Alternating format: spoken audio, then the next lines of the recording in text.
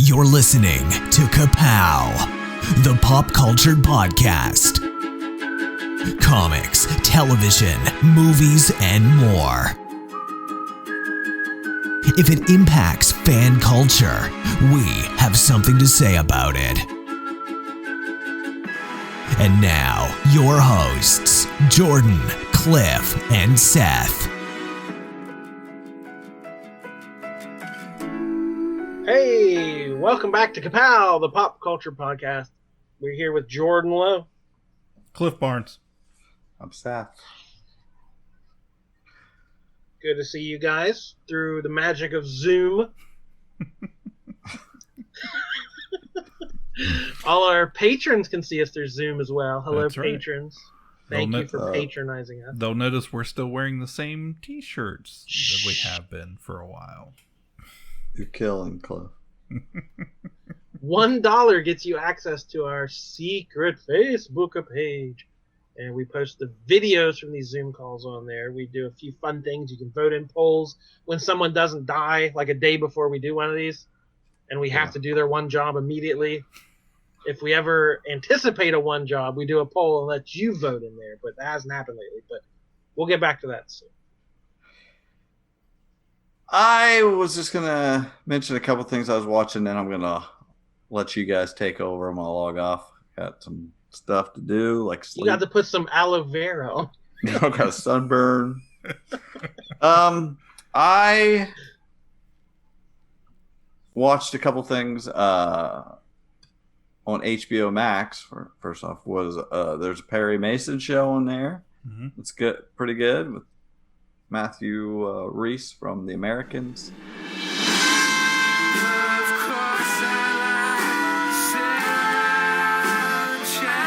Mr. Mason, an unspeakable act is visited upon us. Why not leave it to the police? I don't trust the Los Angeles Police Department to do the job. The way I see it, there's what's legal, and there's what's right.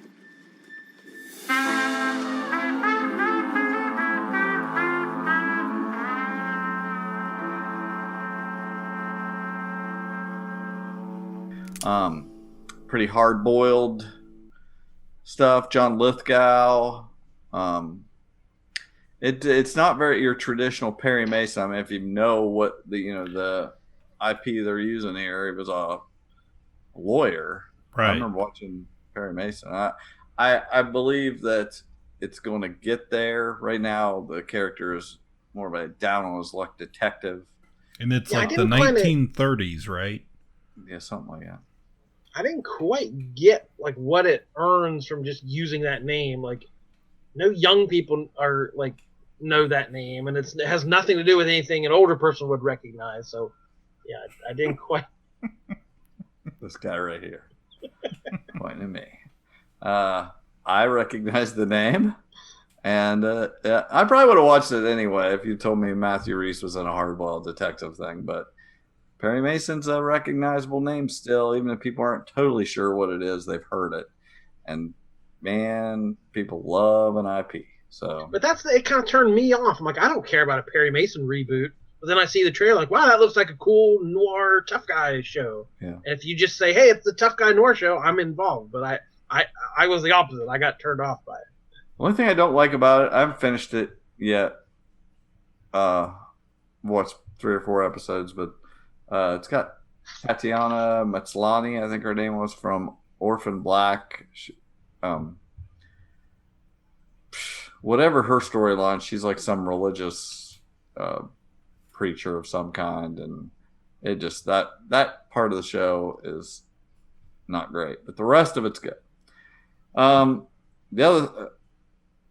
other thing on HBO Max is that I'll Be Gone in the Dark. Michelle McNamara. Patton Oswalt's late wife that did all the investigating and writing on the East Area Rapist, Golden State Killer, I think they called him also. But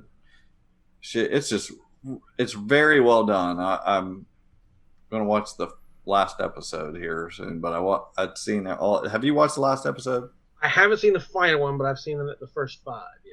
Yeah, it's just excellent. And what really sets it apart from, besides the fact that you know that she dies before you start watching, you know that Slay's going to die, but the just from an accident or whatever. But the way that it focuses on it, everything else always focuses on the killer, and this is so focused on the victims, and it's just a neat way to do it. It just get kind of lets them talk about it. Lets each of them give their stories and things. It's well done in that respect. Puts the focus on them instead of giving all the clout to, focusing on the bad guy. Yeah, we've established I'm not really a true crime fan very much, but I watched because I was interested in her and her story. Yeah. And that's exactly what this is. You learn more about her life and what drew her into investigating these crimes and the toll it took on her life. And yeah, Patton, I saw him on a talk show promoting this, and he said the exact same thing, that he had no interest in doing a show about the killer and glorifying and like, ooh, what's this crazy, creepy guy do? He wanted to explore the victims and give them the voice. So you're spot on what the attempt was to make this her story and their story, not his story. Yeah, it was good. I can't wait to watch the end of it. And the last thing I wanted to bring up is we got a fantastic surprise came my way this week. Big Brother's back, baby. They figured it out. They figured it out. They all had masks on when they were talking to Julie. And then they went in the house and they were all hugging and high-fiving. You got to protect the Chenbot. But in the house, no social distancing whatsoever. Well, they're all cleared. They did it. They figured it out. They could have easily. Okay, there's plenty of faults to find. Like their premiere, they made some pretty stupid decisions. Having a really boring competition on a live show and things, but they got a great cast. The maze with the ball rolling. A table maze that I flipped past. Was like, what is this? It's not for live TV. That was stupid. That's the kind of thing that needs edited. But there's plenty to complain about. But I want to congratulate CBS on figuring it out. They so easily could have said, see you next year. But instead, they put people in bubbles, separated everybody, tested them over and over. I'm not saying something couldn't go wrong. It is everywhere else. But they might have figured it out. They even, like their production crew, they have separate teams of them. And if somebody in one of the team is test positive, they're going to not use that team. They're going to go to use a different team and stuff. So it's just like they put in the work, and then this is the second All-Stars show. Like they haven't had one for 15 years. So it's a bunch of great, you got winners and very popular, people that from all the years past that have made it very far in the game. It's going to be great. It's going to be great. And it's just an extra thing we weren't even expecting we were going to get. So I'm super hyped for it. Yay. It's something. This may just be the few minutes I watched, but I kept flipping back and forth during a commercial. And every person they introduced was a real estate agent. Hey, I'm Jenny. I'm a real estate agent from Oakland. No, hey, I'm Jeff. I'm a real estate agent from Philadelphia. Like everyone I saw was a real estate agent. They had all kinds of Zoomy type things too. I'm a jewelry maker. I sell. The one jewelry. Was a podcast host. I saw a podcast. Yeah, we had a couple podcast hosts. We had somebody selling jewelry online. We had. These are all these people's second careers after mild fame from the show. I'm an acting coach. Right. I'm a model. Yeah. Some of their things have changed. But whatever. These are some really great players that I'm excited to watch. You have a favorite? Are you gonna go out on a limb this early and call a winner? call a winner or that's just two different things. Well, whatever. Well, the person probably my favorite and who I would want to win is Ian, who is the nerdy little guy who won season 14 and beat the best player, the known best player of Big Brother. Usually the consensus is Dan, and he's known for having, they call it the mist. He can miss. They call it. He's got this mist. He can talk you into anything. Not in this era. I know. I He's not on it. They didn't have him back. And literally overnight last night on the first night, all anybody said was, "I'm so glad that guy isn't here because I'm scared to death of him. He just can convince you of anything." And he's known to be the best player. But anyway, he came to he season 14. I think like 8 years ago, he came back. They all knew he was the best, and he still made it to the final two against Ian, and Ian actually beat him. And he's just very likable, nerdy guy. You kind of feel sorry for him. He's obviously doesn't do well socially, but fights through it. And I'd like to see him come back. There's a lot. The thing about this season is there's no toxic males. They love to cast toxic males, and I don't think there's one on this cast. I don't know how they did it. They went back and they all tested for high levels of toxicity. Right. Yeah. It just seems like this entire cast is a bunch of characters that are not problematic, and you want to root for all of them. So I'm excited for that. I just want to see whoever plays the best game. That might be my main aversion to reality shows like this, is there's always like the villain. Yeah. There's always the people that like, I'm not interested in that. Like, I don't need the bad guy on one of these shows, or and it's worse when they know they're the bad guy, the Omarosa of the show that's scheming and trying to do stuff. It's like, ugh. Yeah, I think that's what they get in the habit of doing that, and this is the first season I think that I've ever seen them not do it. So I'm curious to see how it plays out. And on that note, I'm gonna let you guys take over. Check you later. Have a great time. All right, we'll see you soon. Well, while we're on television, do you have any quick Stargirl? Y'all caught up? Well, the night we're recording, we're still one episode from the end, so right. we haven't finished season 1. We're just 12 episodes in. Still enjoying it.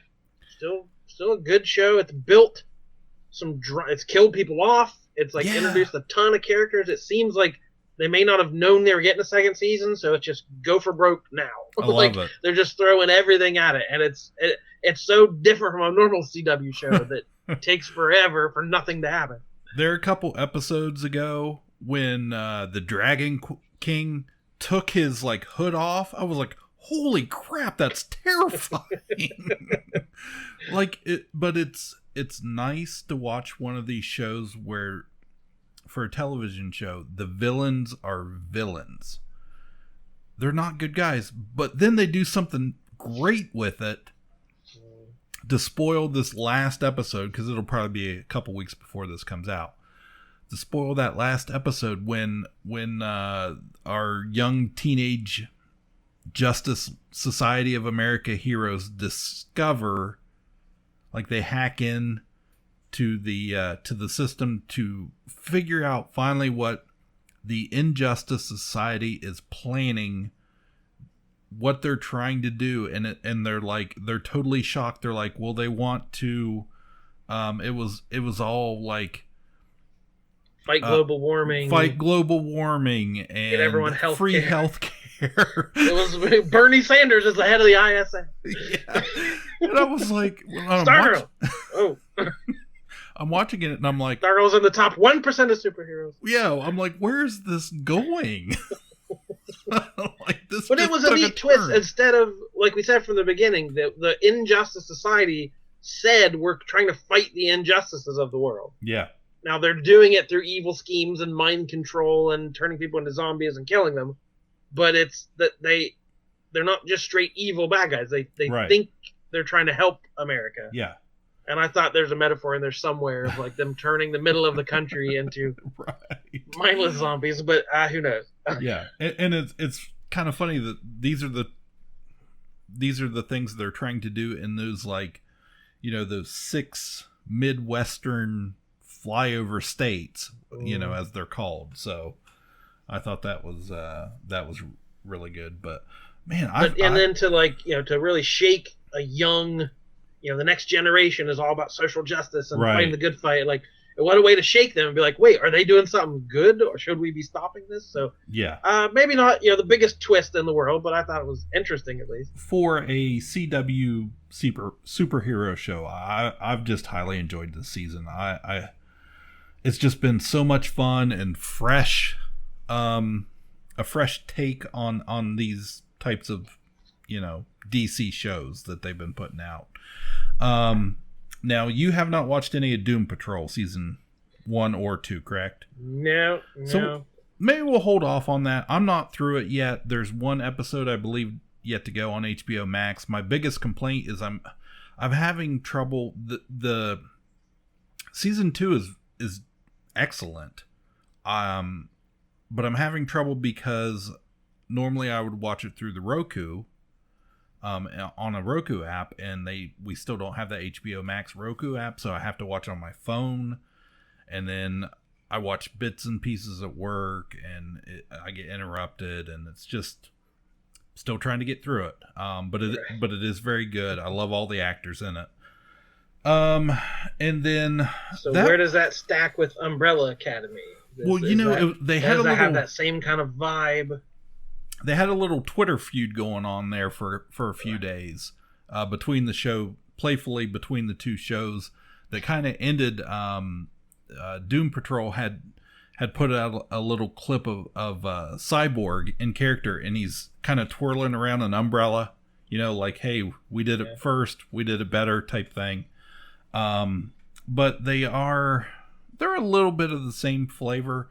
Doom Patrol is definitely darker.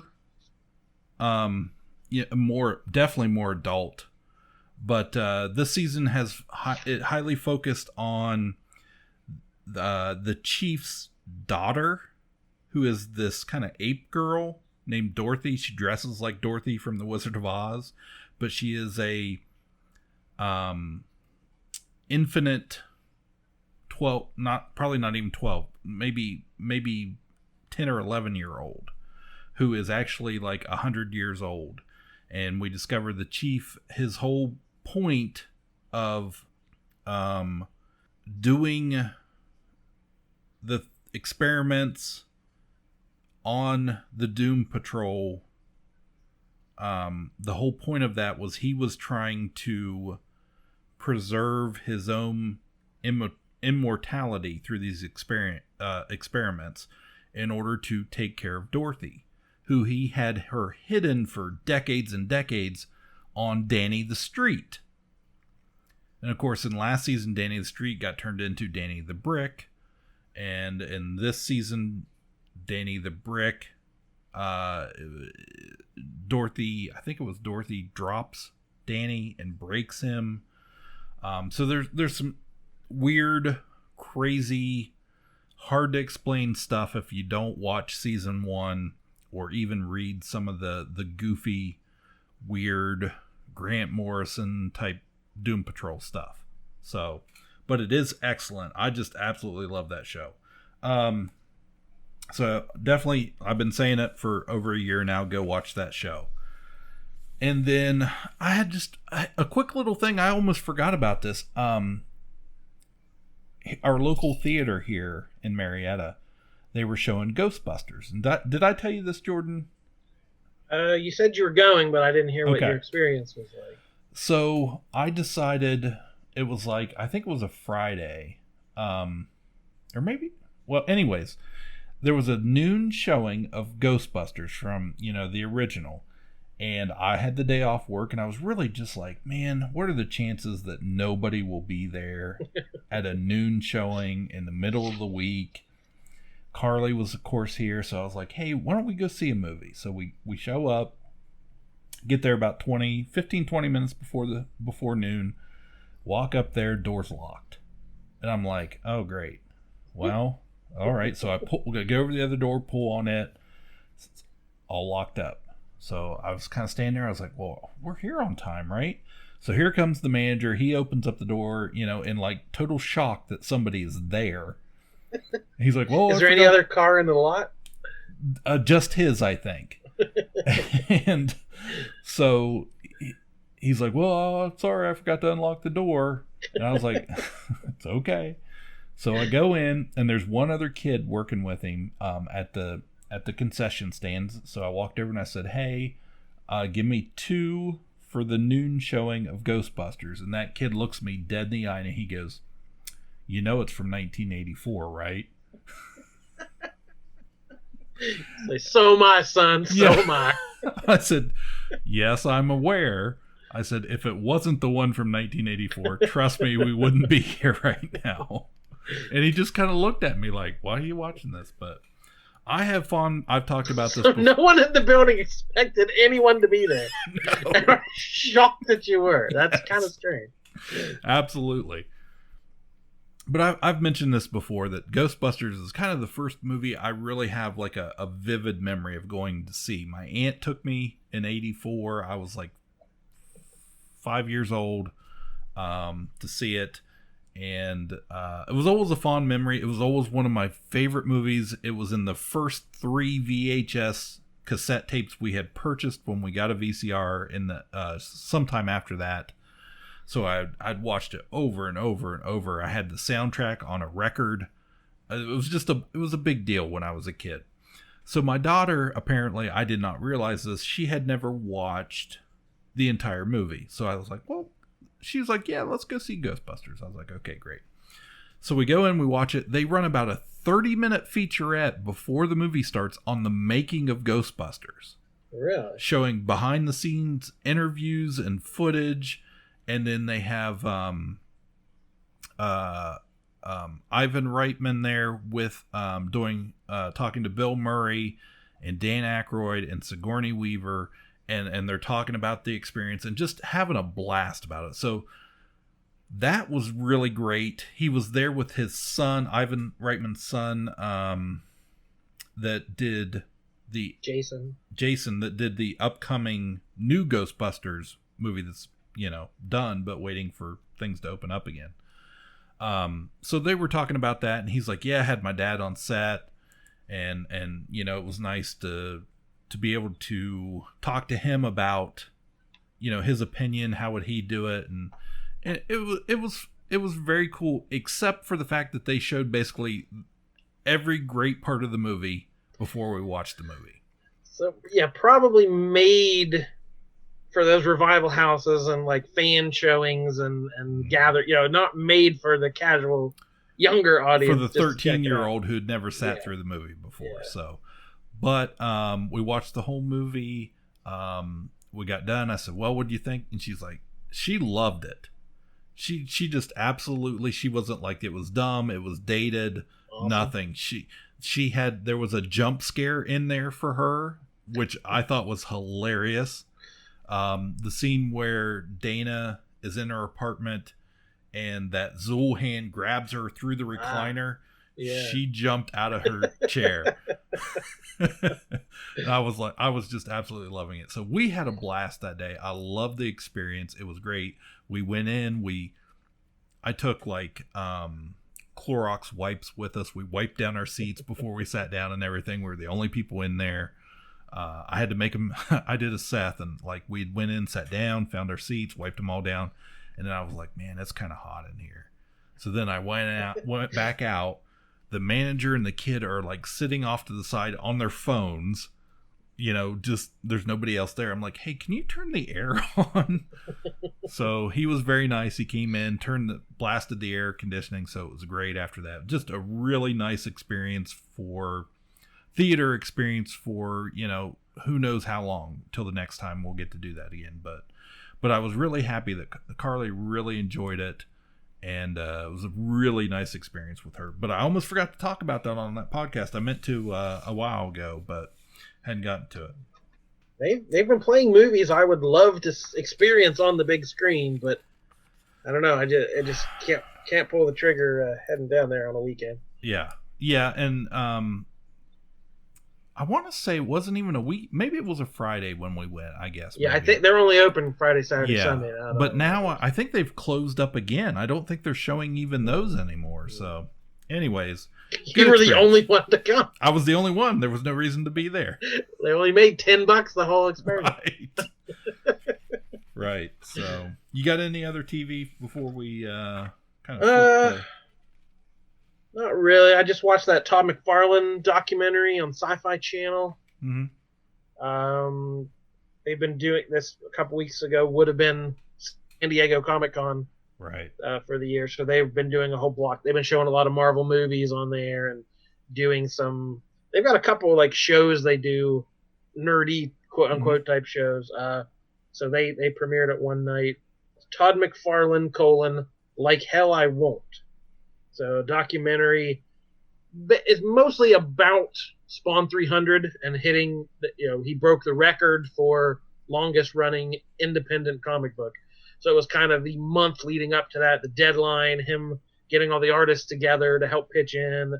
But then as we're intercutting scenes with that, it's talking about his rise and his time at Marvel and getting discovered. And there's not a ton of information there. You may, if you've seen any of the other Image documentaries or anything, but interesting, worth a watch, especially if you're interested in him. He's a character, he speaks his mind and is not afraid. He has enough power in the industry. He can say what he wants and there's not going to be any repercussions. So, Sci-Fi, I'm sure it's streaming on sci-fi.com at the moment. I ran across just by chance. It came up suggested on my YouTube account. Alex Ross has his own YouTube channel. Really? Yeah, and I know Seth's not a big fan of that style. I personally kind of like it. It's I guess I just appreciate it for it's realistic, but it in today in the comic world it's a very different style, that painted look. But I watched a couple videos he had up on there. They were really interesting, and it was kind of neat to watch his process if you hadn't seen it before. And he was talking about how he's doing it. He would always use models, and now being stuck at home by himself, he's doing some of the modeling himself and taking pictures, and that whole process was kind of fun. So yeah, I didn't know. That's why Captain America's always chubby. He's taking pictures of chubby dude. Right, exactly. So, but and he touched on Kingdom Come and some other stuff. So he's got a whole channel of videos he's done. So that was pretty interesting stuff. Yeah, inside joke. Seth does not like Alex Ross, mainly because he feels like his Steve Rogers is just a little chubby. Yeah. Exactly. He draws that like kind of barrel-chested, 50s big, physique. Yeah, square very, jaw. Yeah, Superman 1950s television serial. So.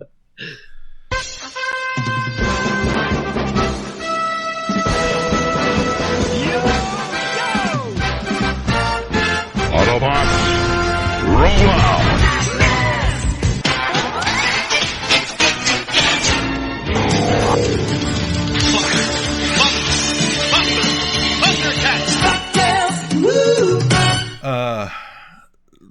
I've got a little bit of animation type stuff. I didn't know where else to throw this in, but I recently saw Kevin Smith was talking about his Masters of the Universe : Revelation series that's coming to Netflix. Okay.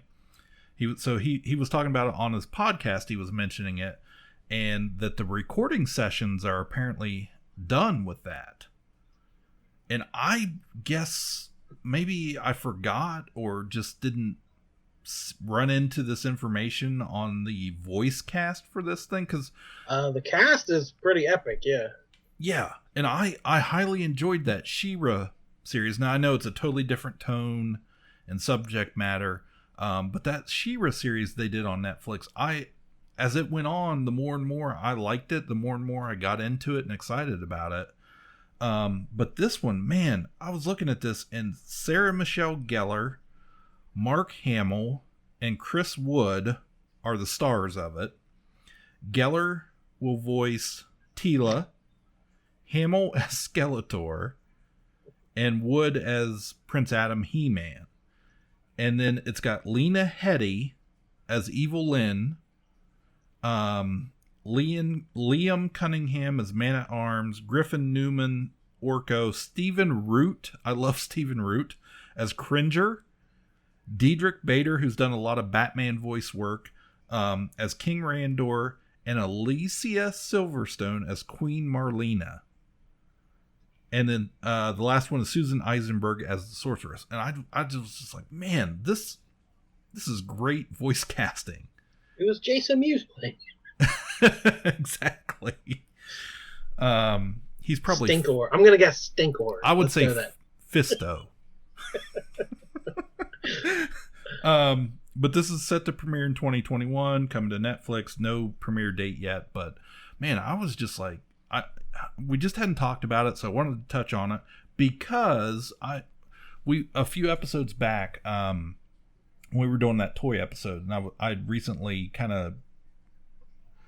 I had a Castle Grayskull that I talked about that my wife had bought me several years back as just a fun Christmas gift. I love vintage toys. I don't have very many of them, but I love them. And I always had one of those as a kid. So the pieces I didn't have, I had to go and, kind of restore it or more or less.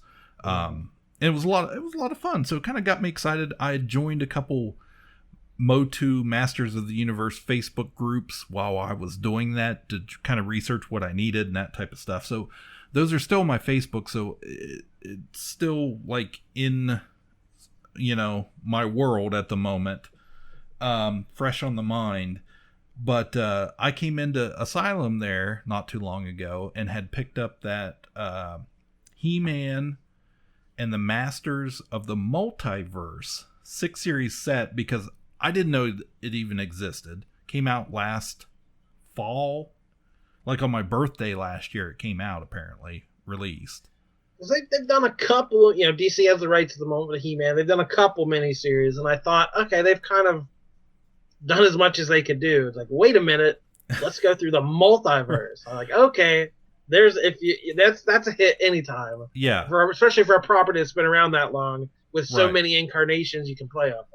But I had really enjoyed that. They did that Thundercats crossover a few years ago that I really liked. And then they had done that He-Man and the DC Injustice world, all their DC from the video game that started as the video game that's branched out. But they had done a crossover there that I really enjoyed like last year or the year before. Maybe it was 2018. But anyway, so I picked up that first issue and then read it, and I messaged you and I was immediately like, okay, just pull them all for me, whatever you got, I'll take them. So happy to report, finally finished it. Actually sat down and read the rest of them here just in the last couple days, and I absolutely loved it. It was like He-Man gets his own, like Spider-Man, that Spider-Verse. He-Man gets his own Spider-Verse is basically the plot of it. And of course there's one of the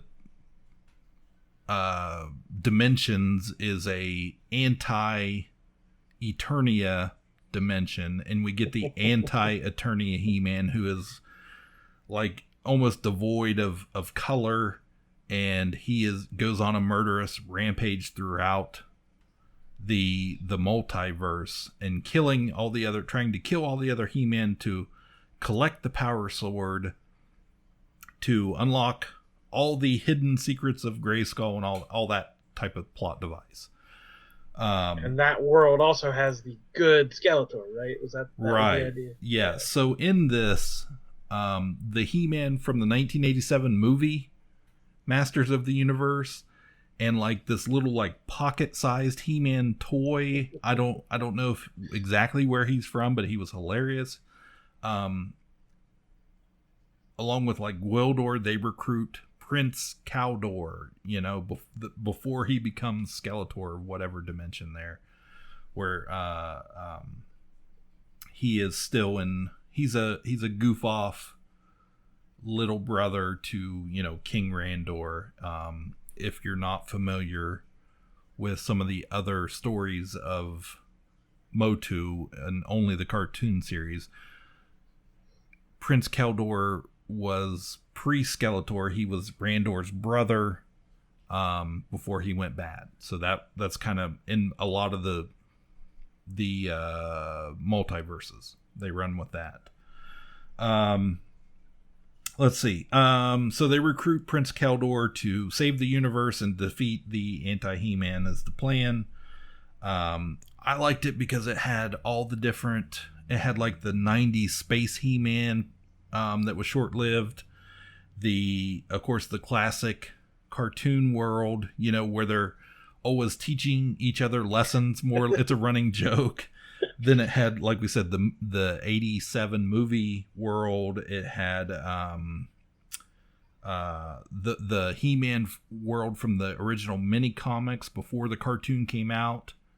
And that original storyline of like the two halves of the power sword is worked in.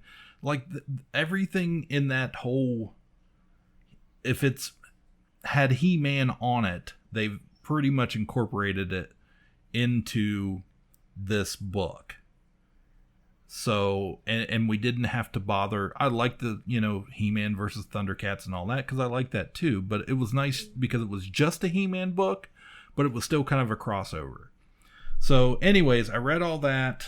So kind of the feel of the Ninja Turtles movie we watched, of like mashing together some of your favorite eras. Yeah, to see how they clash, how they're different, how they're the same.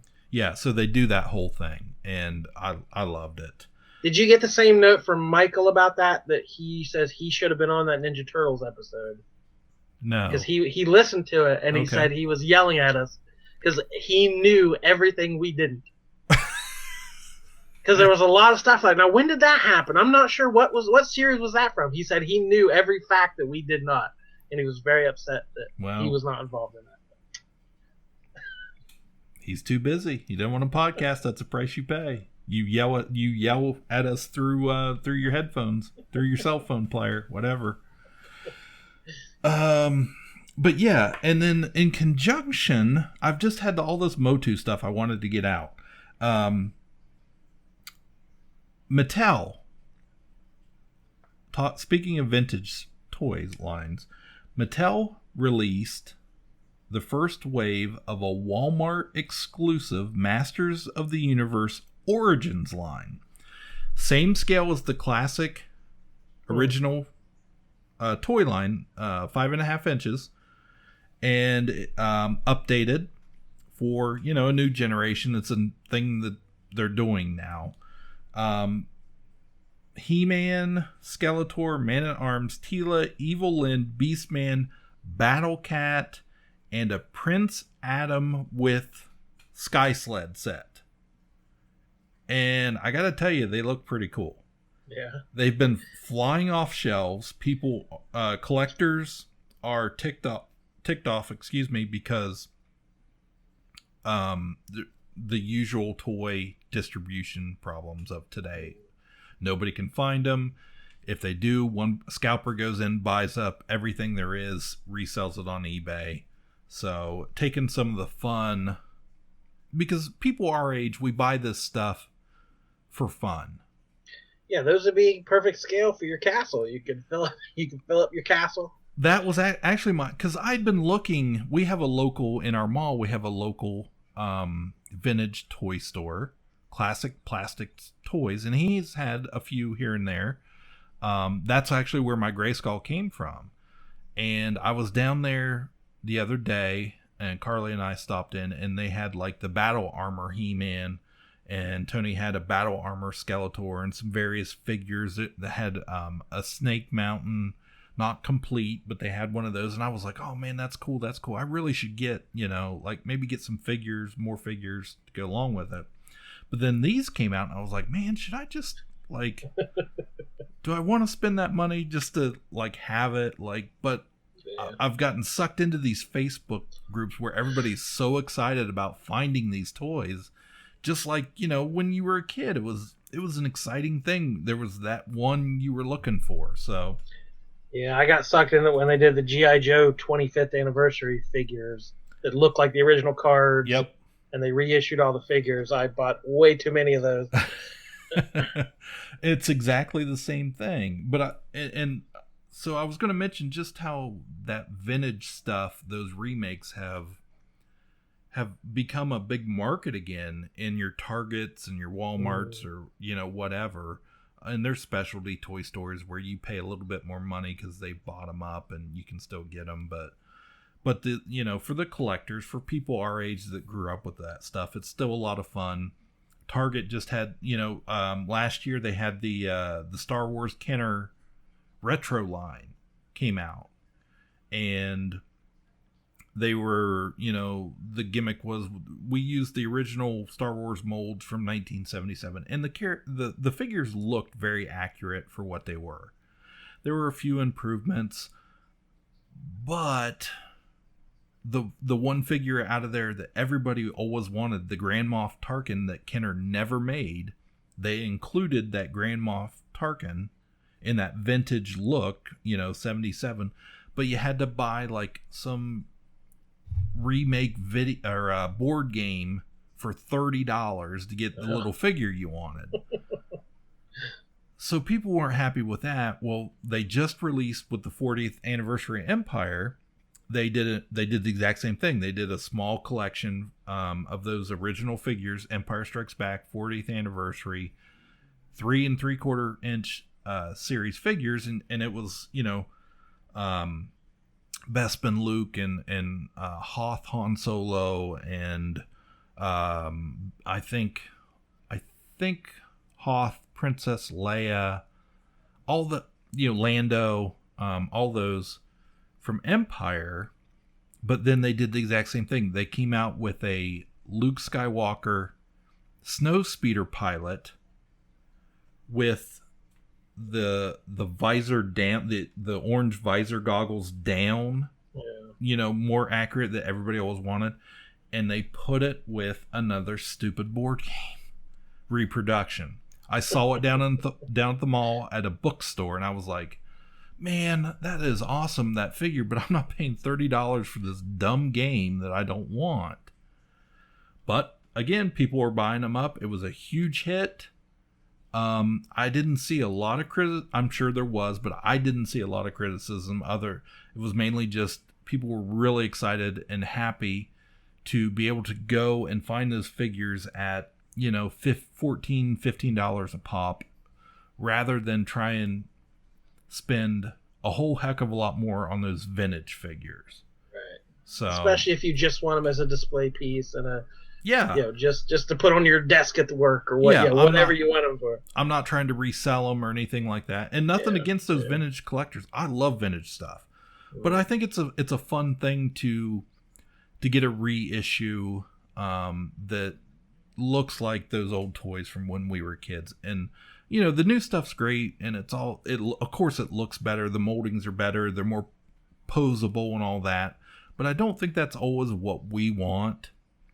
Some collectors, they just want that vintage look. So I thought it was pretty cool. I did some searching online. The only piece our local Walmart had was they had one battle cat the other day I saw online. No He-Man, no Skeletor, no Man-at-Arms. So phase 2 is supposed to be coming out, I think, in October. It's going to have Orko, and I saw Scareglow, which is a real rare vintage figure. So people were really excited about the Scareglow. Had one when I was a kid. And a few other, probably 6 or 8 other little Masters of the Universe figures. So just going in, that's all my He-Man news I really had. I really want that Prince Adam with the Sky Sled because it looks awesome. It's got a little displayer, a clear displayer, so it looks like he's up in the air, and it has the blaster bolts coming out of it. It looks awesome. So looks like a Sears catalog from 1985. It really does. That's really my only goal. If I could have all those and then set them up and take pictures to make my own catalog, I would be in heaven. So that's it. That's all I brought to the table for this one. I had a few. If we're talking comic books, I got a few comic booky things I can throw out here. like I mentioned, this should have been in the wake of San Diego Comic-Con, this is the time of year we should be news out the yin-yang. There should be new trailers and new books announced, but just didn't really happen. So there's not. They did a bunch of live streams and they did some interviews and like they tried to do some events, but it just never. It's not the same. The excitement wasn't there because this time of year it's normally, the big websites are refreshing articles every 5 minutes. Right, people are coming in off the street. Yeah. Oh, have you heard this? Have you heard that news? Oh, share this trailer. Like, it's usually just a frenzy, but not quite. Now we're still sitting on movies that were supposed to be released 3 or 4 months ago. Exactly. So the only real big thing going on, we're still in the middle of Free Comic Book Summer. This was the thing rather than the first weekend in May. One big event, they stretched it out. So between July and September, just giving out a few books a week. Free Comic Day is always our biggest day of the year, so we're not that now. But it's gotten people to come back every week and check out. I just get 2 or 3 every week, but then I always have leftovers from years past. So every week I refresh the table and put brand new stuff out. So if you miss something in a year previous, I try to do a good mix of stuff for younger readers or older. So just something new every week that people can come in and check out. Right. And I've been raising money for the Tri-County Food Pantry, which is what we do every year. And we usually have a pretty good haul of canned food and donations at the end of the day. So again, we're not going to have that. We're not going to hit those levels, but being able to stretch it out over the whole summer and people just throw in a buck or two, like it's going to add up. So by September, I'll have something to donate, which will make me feel a lot better. Now, have you seen, are you getting the little kids that come in, their parents bring them in for the free books? Have you seen quite a few of those? There's been a little bit of that. And then there's been some that they just come in and I'm like, oh, be sure and grab a free one. Like, oh, what? Yeah. Like it's a shock when they get that. They weren't there for that, but it's a little bonus for them. But yeah, that day is usually the biggest outreach in getting new people to come in and check things out.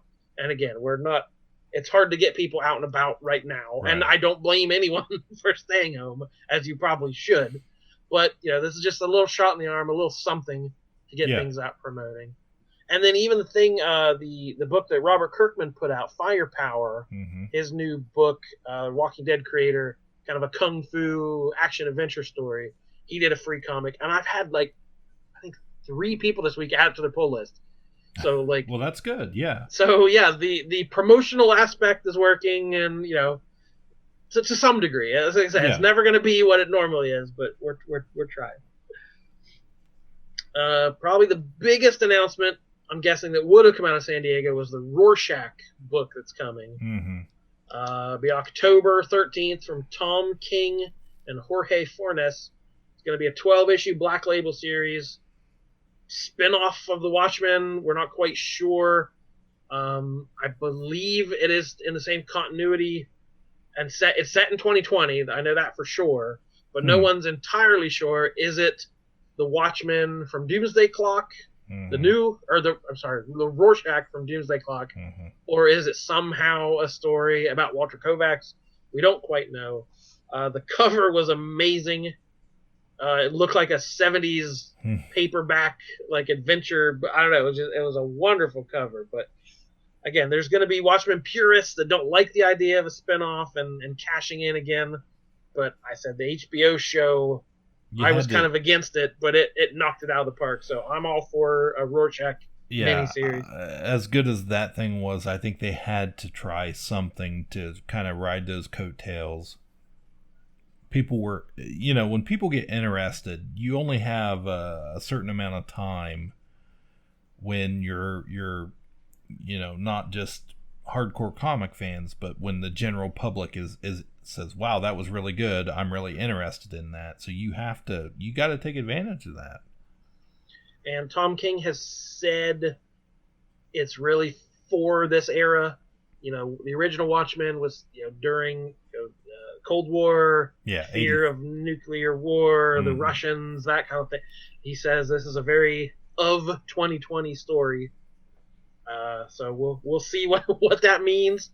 But October's not too far away, so it should be coming. Not the rate we're going. No. Whew.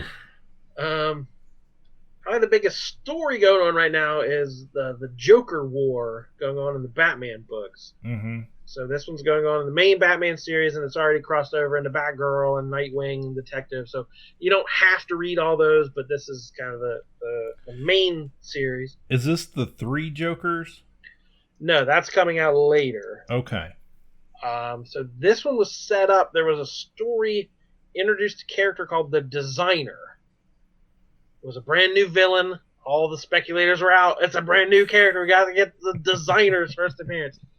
And it was a kind of a flashback story that this guy came to Gotham. He was like a suave crime boss who could outplan anyone and come up with schemes and see every eventuality. So he gets Joker, Riddler, Penguin, and Catwoman together when they're very young in their careers. And, she's just robbing jewelry stores and Joker's doing the clownfish. And, it's all very Silver Agey. Mm-hmm. And he says, hey, if you ever want to win, here's what you do. Here's how you stop Batman. And he gives all 4 of them a plan.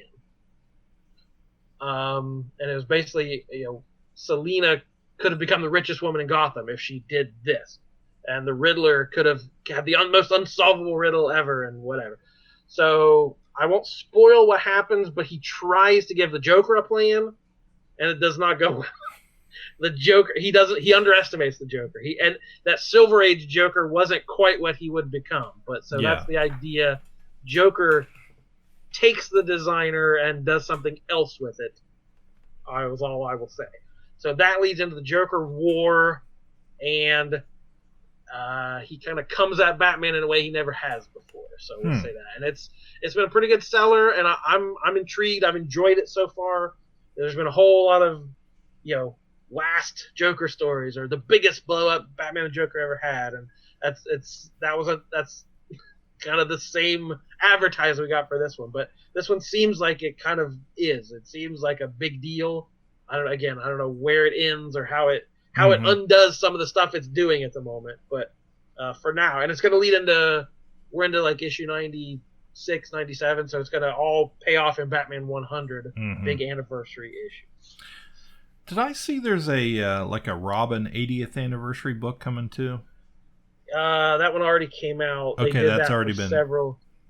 Yeah, when Action hit 1,000, Detective hit 1,000, they're like, wow, these are popular. So they did Green Lantern, Wonder Woman, Joker, Robin. Yeah, but anyone who's been around that long, they did a big anniversary one shot. Yeah. And the fun new adventures with my new distributor. I'll just keep everybody up on that. Everything's going fine. I'm getting the books where I'm supposed to. Everything's been arriving. I'm writing 2 checks every week. They're CODs. I gotta hand the UPS driver a check. Which is, I'm sure so people weird. would be shocked at that, but that's how this works. Yeah, that is so weird. So that's how they set things up. And like I had 4 weeks had gone by before any of my checks had cleared. Like they kept sending me stuff, but they were not cashing the check. That's the best part. I just gave them the 5th one, and the first one cleared. I was gonna say they'll all hit at the same time. Yeah, exactly. Yeah. So I think it's and I thought this is so fast. They might not even have a bank account. Like they may not. Like who knows? We're just putting them in a shoebox. Yeah, they're just collecting them. It's like one day we'll get that account. So yeah, they finally cashed the first check I wrote like 5 weeks ago, but they haven't cashed any since. So wow. It seems like it's going to be a slow go. And then they announced, please don't call us anymore. No more phone calls. So if you have a problem, send it in an email or do it through the website because we can't waste any more time answering phone calls. Wow. It's like that seems like a well-run machine if we don't want to make phone calls. And then, like that same day, I swear they announced they're going to do a credit card fee. So the shops that had signed up early, like when I signed up, they're like, you have to do COD. I don't know how long that has to go, but the first shops have a credit card on file. So if you're paying with the credit card, they just said you're going to have a 2% fee for every order.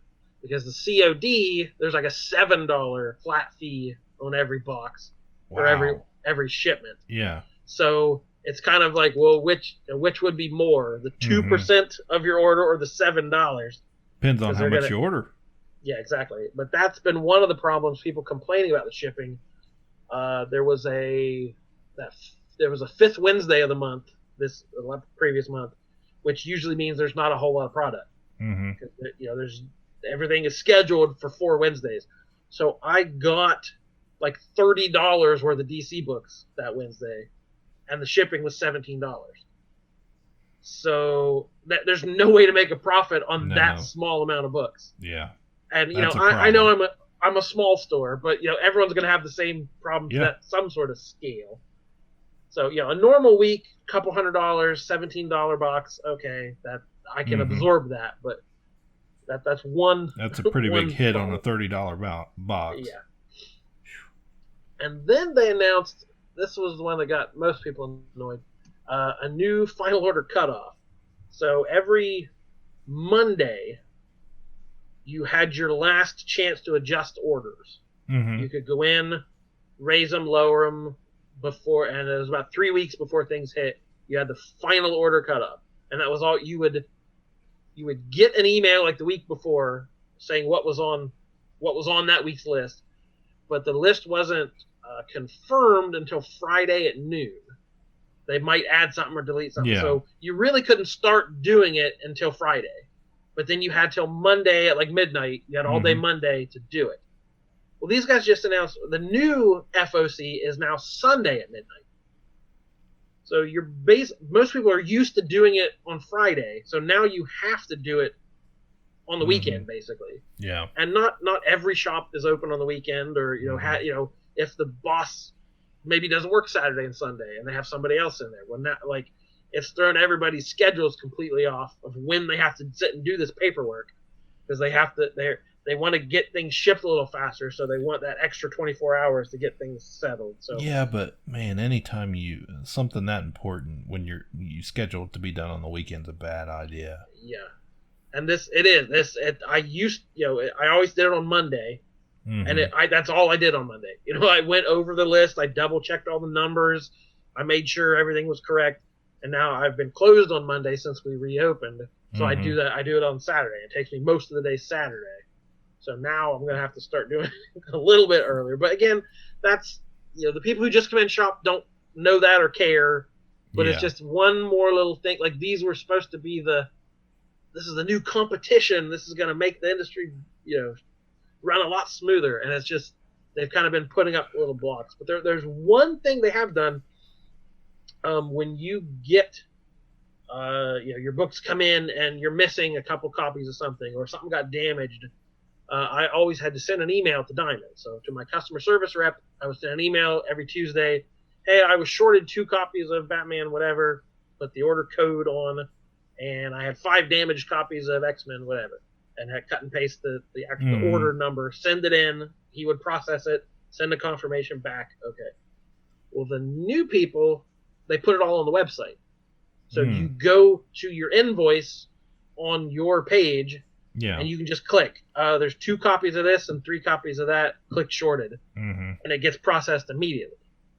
Okay, that's better. Yeah. So guess what Diamond announced this week? Hey, we now have shortage and damage reports on our website. So I thought, wow, that's what everyone talked about for being a monopoly for 25 years. They didn't have to do it. Yeah. There was no incentive. Yeah. But now I don't have a customer service rep right now. They've furloughed a lot of people.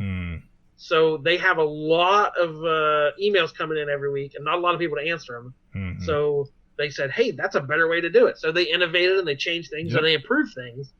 So again, the competition, at least in this small little aspect, you got something, some improvement. Yeah. A little spark of right. hope. Get my $17 worth. But just, I said, it's odd being open at this time. You work retail. I know you have the same feelings of like, yeah, it's just not the same as it always was. But nope. I wanted to end on, I had a couple good customer interactions. It's normally customers are down. The number of customers coming in the door every week is definitely down. But it's down everywhere. A lot of my regulars are still sticking with me. They may not be coming as often, but we're still sticking with it.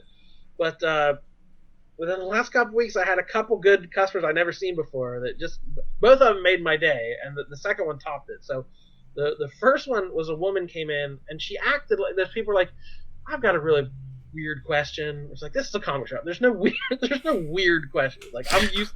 There's nothing you can say. I've heard it all. Yeah.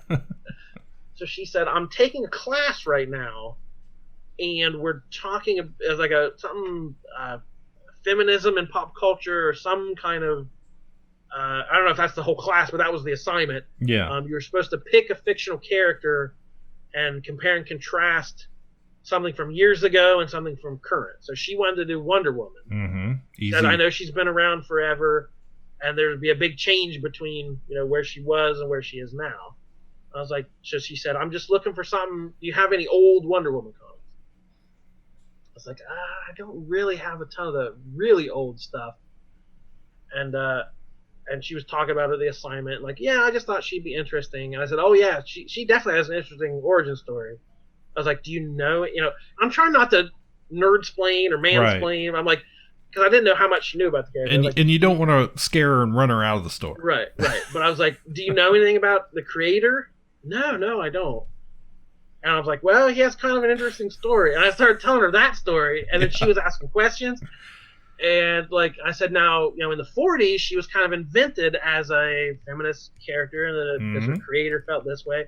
And then in the 70s, they kind of tweaked it, and she was like interested in asking questions. Like, I've never gotten to opine on these subjects. Like, most people who come in either know that stuff or don't care. Yeah.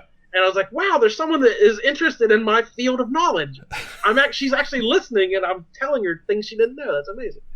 But I had a trade. It was from the late 60s, early 70s, where they depowered her, and she was wearing like the mod suits and dresses and stuff. So I had a trade from that era, and I said, this is kind of they kind of made her of her time. She's like, oh, that's perfect. So she bought that and whatever the newest one was off the shelf. And she said, oh, those would be great. That would be wonderful. So that was a fun interaction of like someone actually interested in the history of a character. Yeah. And then like a week after that, I had a grandmother come in, and she said, hi, I was just wondering if you could help me find some comics with Thanos in them where the heroes win. I was like, where the hero? I was like, that's that it's comic books. The heroes always win. I didn't quite get what she meant by that. I was like, okay, yeah, I have a couple of things with Thanos. Now they're for an 11-year-old boy, and he's in the hospital right now with leukemia, and he named his tumor Thanos. So I don't know if that's like some kind of psychological thing to help a kid. Mm-hmm. Yeah, we're fighting something right now, and like that might be something everyone does. I don't know, but like that to me struck such a nerve of like, this kid is gonna get a little boost from this, and like he's gonna see the heroes win, and he's gonna project himself onto that. I don't know. That was so wonderful. Like, well, and good on Grandma for taking the initiative and thinking about it. Not just blowing it off. And been like, whatever. Yeah. That's just, okay, that's some weird comic book thing. But actually to come in and take the initiative and say, okay, let's make this happen. Let's take it and so we can show him that, hey, yeah, sure. It's not just the movie. Here's a bunch of other stories that where this happened. So, yeah. And she spent quite a bit of time in there. Had a couple oddballs come in while she was there. So I'm like, I'm sorry, lady. Like, please don't say anything. Please don't say anything. Yeah, don't freak her out. Like, I wanted to spend a little more time with her, and it would have been nice to talk, and but to tell her like this that is my philosophy. Like, that's why comics exist to me. Of like, it's about they're it's kids seeing something bigger than themselves, and what heroism means, and what it means to fight for what's right, and like to that, for that aspect of it, I haven't made a better sale this year for sure. You should have totally, when those other people came in, just started, just cracking it. Get out, get out, get out. Not now. Come back later. It's not the time. I'm trying to be respectable. But to that young man, good luck to you. That's right. Overcome it. Pound Thanos a good one for me and for all of us KPP fans. Oh, shoot. All right, on that note, I think that probably wraps it up for tonight. I think so. We're just into tomorrow, so. Seth is snoring away somewhere.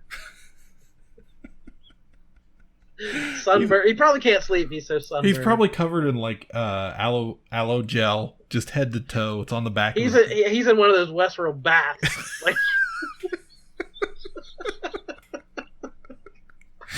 I walked over there yesterday, and the backs of his legs were as red as your T-shirt you're wearing right now. And I was just like, oh my. Yes, folks, remember, it is summertime. Be sure and wear that SPF. Yes. Put some pants on if you're going to paint your house. And honk every time you drive by. Yes. Yes. If you go by his house, give it a big honk. Shake your fist and yell at him as you drive by. All right. Thank you for listening. For Seth Offenberger, my name is Jordan. I'm Cliff Barnes. Goodbye forever.